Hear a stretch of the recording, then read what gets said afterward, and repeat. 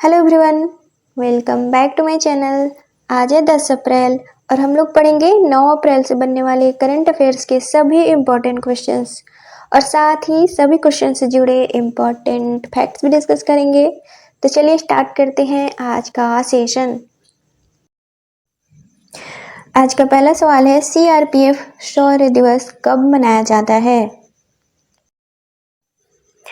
तो हर साल केंद्रीय रिजर्व पुलिस बल या फिर सीआरपीएफ शौर्य दिवस 9 अप्रैल को मनाया जाता है। साल 2025 में इसकी 60वीं वर्षगांठ मनाई गई है। यह गृह मंत्रालय के अंतर्गत कार्य करता है। यह सबसे बड़ा केंद्रीय सशस्त्र पुलिस बल है। अब सीआरपीएफ यानी कि केंद्रीय रिजर्व पुलिस बल, इसकी स्थापना 27 जुलाई साल 1939 को क्राउन रिप्रेजेंटेटिव्स पुलिस के रूप में की गई थी। दरअसल भारत की आज़ादी के बाद इसका नाम बदलकर केंद्रीय पुलिस बल कर दिया गया। 9 अप्रैल साल 1965 को पाकिस्तान द्वारा गुजरात के कच्छ में सरदार पोस्ट और टाक पर हमला किया गया।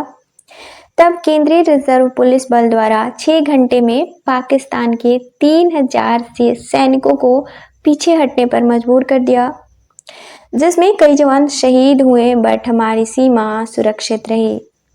इसलिए हर साल 9 अप्रैल को केंद्र सीआरपीएफ का शौर्य दिवस मनाया जाता है।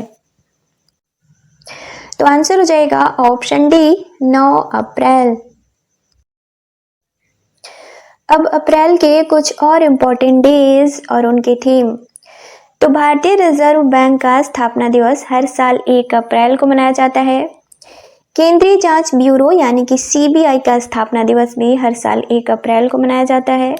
विश्व ऑटिज्म जागरूकता दिवस हर साल 2 अप्रैल को मनाया जाता है और साल 2025 के लिए इसकी थीम है न्यूरो डाइवर्सिटी को आगे बढ़ाना और संयुक्त राष्ट्र सतत विकास लक्ष्य। अंतर्राष्ट्रीय खदान जागरूकता दिवस हर साल 4 अप्रैल को मनाया जाता है और साल 2025 के लिए इसकी थीम है सुरक्षित भविष्य की शुरुआत यहीं से होती है। विश्व स्वास्थ्य दिवस हर साल 7 अप्रैल को मनाया जाता है और साल 2025 के लिए इसकी थीम है स्वस्थ शुरुआत आशापूर्ण भविष्य। और सीआरपीएफ शौर्य दिवस हर साल 9 अप्रैल को मनाया जाता है। अगला सवाल है, हाल ही में केंद्र सरकार द्वारा चपाता मिर्च को भौगोलिक संकेत टैग दिया गया है, यह किस राज्य से संबंधित है? तो हाल ही में केंद्र सरकार द्वारा 4 मसालों को भौगोलिक संकेत टैग दिया गया है। अब ये 4 मसाले कौन से हैं? तो तेलंगाना के वारंगल से चपाता मिर्च, महाराष्ट्र के अमरावती से अमरावती पिपली, तमिलनाडु के विरुधुनगर से सांबा वट्ठल और केरल के थलादान ग्राम्बू को जीआई टैग दिया गया है। चपाता मिर्च को टमाटर मिर्च के नाम से भी जाना जाता है। यह अचार बनाने में उपयोग किया जाता है। सांबा वट्ठल धूप में सुखाई जाने वाली मिर्च की एक किस्म है जो कि अपने रंग और तीखे स्वाद के लिए जानी जाती है, जबकि महाराष्ट्र की अमरावती पिपली श्वसन और पाचन संबंधी विकार के इलाज में उपयोग होता है और केरल का थलादान ग्राम्बू जो कि लौंग है उसको जीआई टैग दिया गया है। तो आंसर हो जाएगा ऑप्शन ए, तेलंगाना। अब जीआई टैग, तो इसका पूरा नाम है जियोग्राफिकल इंडिकेशन। यह ऐसा नाम या पहचान है जिसका उपयोग विशेष रूप से भौगोलिक स्थान या मूल से संबंधित होता है।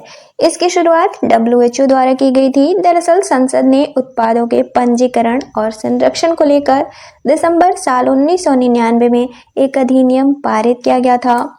15 सितंबर साल 2003 में यह भारत में लागू हुआ और साल 2004 में भारत में दार्जिलिंग की चाय को पहली बार जीआई टैग दिया गया। यह जीआई टैग 10 वर्षों के लिए वैध होता है। अगला सवाल है, हाल ही में संयुक्त राष्ट्र द्वारा जारी मातृ मृत्यु रिपोर्ट में भारत कौन से स्थान पर है? तो हाल ही में साल 2000 से 2023 के लिए संयुक्त राष्ट्र द्वारा मातृ मृत्यु रिपोर्ट जारी की गई है। भारत और डेमोक्रेटिक रिपब्लिक ऑफ कांगो संयुक्त रूप से इस रिपोर्ट में दूसरे स्थान पर है। भारत में साल 2023 में प्रतिदिन 52 मातृ मृत्यु दर हुई है इस रिपोर्ट के अनुसार। इस रिपोर्ट में नाइजीरिया पहले स्थान पर है, जो कि दुनिया में मातृ मृत्यु दर का 28.7% हिस्सा रखता है। नाइजीरिया में प्रतिवर्ष 75,000 मातृ मृत्यु दर हुई है साल 2000 से 2023 के बीच। नाइजीरिया के अलावा 3 देशों में 10,000 से अधिक मातृ मृत्यु दर देखी गई है। ये 3 देश कौन से हैं? तो Bharat, democratic Republic of Congo और पाकिस्तान। WHO के अनुसार साल 2000 से 2023 के बीच मातृ मृत्यु दर में वैश्विक स्तर पर 40% की गिरावट देखी गई है। तो आंसर हो जाएगा ऑप्शन बी, दूसरे स्थान पर। अगला सवाल है, हाल ही में भारत के पहले वर्टिकल लिफ्ट सी ब्रिज का उद्घाटन किसके द्वारा किया गया है? तो हाल ही में तमिलनाडु के रामेश्वरम में भारत के पहले वर्टिकल लिफ्ट सी ब्रिज का उद्घाटन प्रधानमंत्री द्वारा किया गया है। इस ब्रिज की लंबाई है 2.08 किलोमीटर। यह रामेश्वरम द्वीप को भारतीय मुख्य भूमि से जोड़ता है। इसका जीवन काल 58 साल है। इस ब्रिज के नीचे से पानी के बड़े जहाज गुजरेंगे और ऊपर से रेल 75 किलोमीटर प्रति घंटे की रफ्तार से चलेगी। तो आंसर हो जाएगा ऑप्शन ए, प्रधानमंत्री। अगला सवाल है, हाल ही में राम सहाय का निधन हुआ है, उनका संबंध किस क्षेत्र से था? तो हाल ही में राम सहाय का 92 वर्ष की उम्र में निधन हो गया है। राम सहाय लोक नृत्य राई को वैश्विक पहचान दिलाने के लिए जाने जाते हैं। राम सहाय मध्य प्रदेश के बुंदेलखंड के रहने वाले थे। साल 2022 में इन्हें भारत के चौथे सर्वोच्च नागरिक सम्मान पद्म श्री से सम्मानित किया गया था। तो आंसर हो जाएगा ऑप्शन बी, लोक नृत्य। अगला सवाल है, हाल ही में जम्मू कश्मीर और लद्दाख उच्च न्यायालय के मुख्य न्यायाधीश कौन नियुक्त किए गए हैं? तो इसका आंसर हो जाएगा ऑप्शन सी, अरुण पल्ली। अगला सवाल है, हाल ही में हितेश गुलिया ने विश्व मुक्केबाजी कप में कौन सा पदक जीता है? तो विश्व मुक्केबाजी कप 2025, इसका आयोजन फोज डुई गुआकू ब्राजील में किया गया था। इस विश्व कप में भारत दूसरे स्थान पर रहा है, जबकि पहले स्थान पर उज्बेकिस्तान है। भारत ने इस विश्व कप में कुल 6 पदक जीते, जो कि 1 स्वर्ण, 1 रजत और 4 कांस्य। एकमात्र स्वर्ण भारत के हितेश गुलिया ने जीता है। 1 रजत अभिनाश जामवाल ने 65 किलोग्राम भार वर्ग में और 4 कांस्य जादूमणि सिंह मंगेंगबाम 50 किलोग्राम भार वर्ग में, मनीष राठौर 55 किलोग्राम भार वर्ग में और सचिन 60 किलोग्राम भार वर्ग में और विशाल 90 किलोग्राम भार वर्ग में। उज्बेकिस्तान ने टोटल 7 पदक जीते हैं, जिसमें 5 स्वर्ण, 1 रजत और 1 कांस्य। 10 सदस्यीय भारतीय दल ने इस विश्व कप में भाग लिया था, यानी कि 10 भारतीय मुक्केबाजों ने इसमें चुनौती पेश की थी। भारत का यह विश्व मुक्केबाजी का पहला टूर्नामेंट था। इस विश्व कप में तीसरे स्थान पर ब्राजील रहा है, जिसने 5 पदक जीते हैं, 2 स्वर्ण, 2 रजत और 1 कांस्य। इस विश्व कप का आयोजन वर्ल्ड बॉक्सिंग एसोसिएशन द्वारा करवाया जाता है और इसकी स्थापना 13 अप्रैल साल 2023 में की गई थी। इसके सदस्य देश हैं 84 और इसका हेडक्वार्टर स्विट्जरलैंड में है। तो आंसर हो जाएगा ऑप्शन सी, स्वर्ण पदक। अगला सवाल है, हाल ही में किस देश द्वारा 14 देशों पर वीजा प्रतिबंध लगाया गया है? तो हाल ही में सऊदी अरब द्वारा 14 देशों पर अस्थायी वीजा प्रतिबंध लगाया गया है। ये 14 देश कौन से हैं? तो भारत, पाकिस्तान, बांग्लादेश, मिस्र, Indonesia, Iraq, Nigeria, Jordan, Algeria, Sudan, Ethiopia, Tunisia, Yemen और मोरक्को।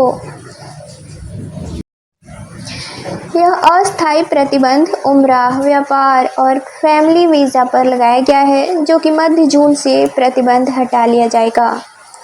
दरअसल ऐसा साल 2024 में हज के दौरान हुई हज़ारों मौतों की वजह से किया गया है, जिसमें अनधिकृत तरीके से बहुत सारे हज यात्री शामिल हो गए थे, जिसकी वजह से लगभग 1200 हज यात्रियों की मौत हो गई थी, जिसमें 98 भारतीय हज यात्री भी थे।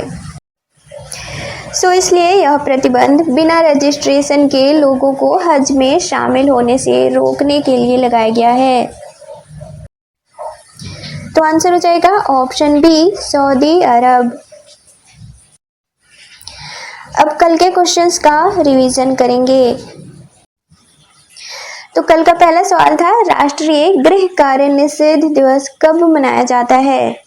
तो इसका राइट आंसर था ऑप्शन डी, 7 अप्रैल। अगला सवाल था, हाल ही में जापानी ग्रैंड प्रिक्स 2025 का खिताब किसने जीता है? तो इसका राइट आंसर था ऑप्शन सी, मैक्स वर्स्टैपेन।